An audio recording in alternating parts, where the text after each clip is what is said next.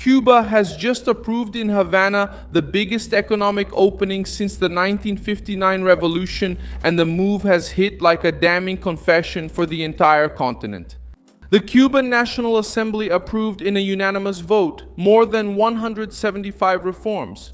These reforms opened the way for private banks, foreign investment, companies with shareholder participation, the sale of state-owned properties, and the hiring of more than 100 employees by private businesses. This happened on June 18, 2026, after months of pressure from the United States. Harsher sanctions, fuel blockade, energy crisis, food shortages, blackouts, and the flight of foreign companies. Miguel Díaz-Canel's regime still tried to dress up the change with socialist rhetoric, but in practice, it showed something else. The Cuban dictatorship had to admit that the bloated state can no longer sustain the island itself. Raúl Castro supported the rush of the measures, Manuel Marrero defended the market as an efficient tool, and Washington made it clear that it will still watch to see if this is real change or just window dressing to survive. What did Cuba really accept? Why did the dictatorship act so quickly now? How did Trump tighten the pressure without having to invade Havana? I'll tell you all about that in a moment. If you like this kind of straightforward, no-nonsense content, consider subscribing, because here there's a video like this every day. The decision was made inside Cuba's National Assembly in Havana, with the support of the Communist Party and Raúl Castro, who still has influence behind the scenes of the regime. According to Reuters, the deputies approved a broad package, considered the biggest change in the Cuban socialist model since Fidel Castro took power. The government presented the measures as an update to the system, but the approved content points to an opening that the Latin American left spent decades saying it would never accept. The changes affect the heart of the Cuban economy. The package paves the way for private real estate development, allowing state-owned companies to be turned into commercial businesses with shares and private participation. It authorizes private banks in the financial sector, and it allows the sale of state-owned properties to companies and individuals, including Cubans living outside the island.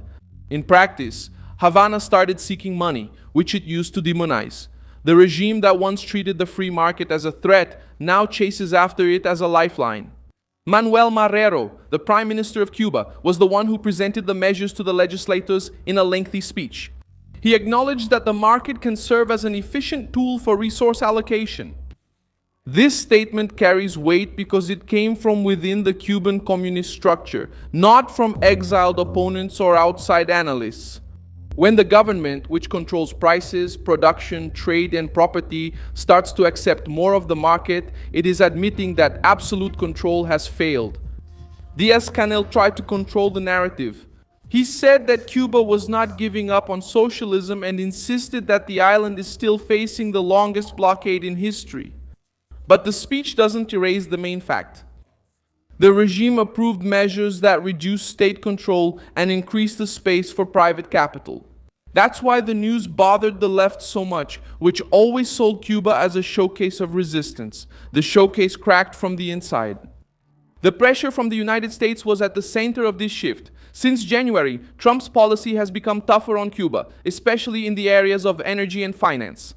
The Council on Foreign Relations pointed out that the limitation on oil shipments worsened the fuel shortage, raised prices, and increased blackouts. The White House also issued an executive order on May 1, 2026, targeting sectors such as energy, defense, metals, mining, financial services, and security. It was a message of economic strength, not just a diplomatic one. The effect showed up in people's daily lives. The Associated Press reported that blackouts spread through neighborhoods in Havana, and that residents even protested by banging pots and pans. The opening also reveals the extent of the desperation for new money. The government wants to attract foreign investment, allow more direct trade, give more autonomy to companies and municipalities, and create less restricted financial channels. AP reported that the package also provides more room for private businesses, imports and exports without state mediation, and even the entry of fast food chains. For an island shaped by centralization, this is a profound break in both symbol and practice. Raúl Castro also entered this equation. Reuters reported that he was indicted in the United States on May 20, 2026 on charges related to the downing of Cuban exile planes in 1996. The indictment increased Washington's pressure on the historic leadership of the regime. A few weeks later, the same Raul Castro appeared supporting the swift approval of economic reforms. Marco Rubio, the United States Secretary of State, had already said in March that Cuba had an economy that doesn't work and a political system that can't fix it. That statement almost became a portrait of what just happened now. Havana didn't open up the economy out of love for entrepreneurs. It opened up because the model stalled. It opened due to the population suffering from the blackout. It opened up due to companies leaving and the currency weakening. It opened up because without fuel and without credit, ideological speeches don't turn on the lights, don't fill the shelves, and don't pay the bills. J.D. Vance also reacted cautiously on behalf of the White House. He said that the administration will watch what Cuba does and that a smart decision could lead to a better relationship with the island. This sentence makes it clear that Washington did not buy the reform as a complete victory for the regime. The United States wants to see concrete action, not just promises on paper. For Trump, Cuba needs to prove that the opening goes beyond just talk. The American government itself treated the reforms with suspicion. The assessment released to the press was that Havana might be trying to create the appearance of change without delivering real freedom, and that's where the pressure continues. Opening private banks, selling state property, and inviting foreign investors doesn't automatically mean freeing the opposition, allowing a free press, or ending repression. The economic opening shows the weakness of the model, but political change still depends on actual events. Even so, the symbolic impact is enormous. Cuba has always been used as an ideological shrine by the Latin American left. For almost 7 decades, the regime sold the idea that the state controlling everything would be superior to the market. Now, faced with the crisis, the communist leadership itself had to allow capitalist mechanisms in order to try to survive.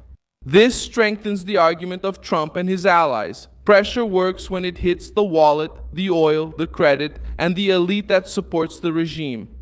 The reform also affects the international narrative. For years, governments allied with Havana blamed only the sanctions for all the island's problems. The sanctions are heavy, but the Cuban crisis also stems from bureaucracy, state control, low productivity, and fear of economic freedom. Even Diaz-Canel admitted that not every failure can be blamed on the blockade. This admission weakens the automatic excuse used to shield the dictatorship from criticism. What happened in Cuba shows how an aging dictatorship tries to survive when it loses room to maneuver. The regime is not making a generous concession to the people. It's just trying to breathe. It's trying to attract capital without losing political control. It's trying to sell openness without admitting defeat. The reaction in the streets is a mix of hope and exhaustion. Many Cubans want to work, start businesses, import, sell, buy, and live without having to depend on state authorization for every step. Others are suspicious that the regime will block the implementation of its own measures, as it has done in previous reforms. This doubt is justified, because the Cuban elite usually opens the door when it is suffocating and tries to close it again when it can breathe again. The difference now is that Trump has changed the cost of waiting. The pressure from the United States did not remain just a diplomatic note. The European Union also increased the pressure by demanding economic and political change and condemning the repression in Cuba. This isolated Havana even more. The dictatorship began to face demands from Washington, Brussels, the Cuban diaspora, and from its own people, tired of living on the edge. When several fronts apply pressure at the same time, propaganda can't hold everything together. Cuba wants the capital it used to condemn, but it doesn't want the freedom that usually comes with an open economy. It wants the money from the market without allowing citizens to have real power against the state. That's why the pressure needs to continue. Trump showed who controls the board because he forced Havana to drop its ideological stance and face economic reality. The dictatorship approved the biggest opening in almost 70 years, not out of conviction, but out of necessity. The island that became a symbol of communism is now seeking market tools to avoid sinking for good. And when even Cuba starts making room for private banks, foreign investors, and companies with more freedom, it becomes hard for any socialist in Latin America to keep pretending that the fully state-run model has won. I'm Milson Alves, global internationalist, and my purpose is to keep you well informed with the truth every day. The news links are in the video description. Like this video, subscribe, and check the comments at the end to engage more with the Milson Alves community.